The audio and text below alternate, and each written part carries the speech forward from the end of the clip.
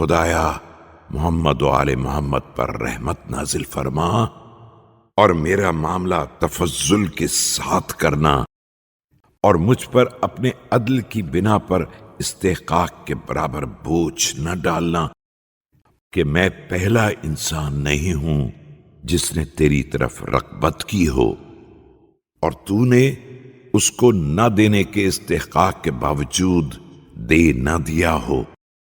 اور نہ پہلا سائل ہوں جس پر محرومی کے لائق ہونے کے باوجود فضل نہ کر دیا ہو۔ خدایا محمد و آل محمد پر رحمت نازل فرما اور میری دعا کے لیے قبول کرنے والا اور میری ندا کے لیے قریب اور میری زاری پر رحم کرنے والا اور میری آواز کا سننے والا ہو جا اور میری امیدوں کو منقطع نہ کر دینا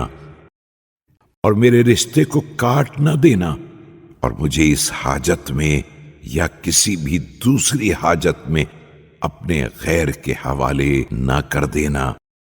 اور تو ہی میری طلب کی کامیابی اور میری حاجت کی برابری اور میرے سوالات پر عطا کا ذمہ دار ہو جا،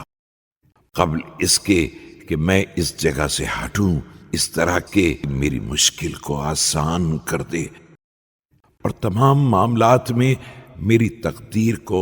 خوب بنا دے، اور محمد و آل محمد پر رحمت نازل فرما جو دائمی اور بڑھنے والی ہو اور جس کی ابدیت تمام نہ ہو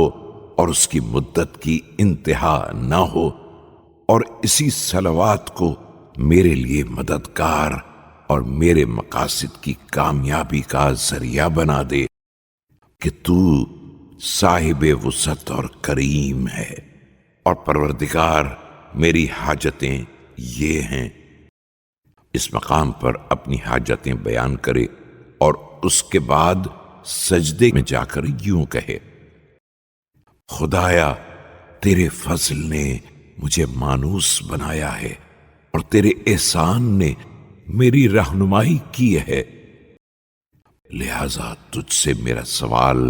خود تیری ذات کے واسطے سے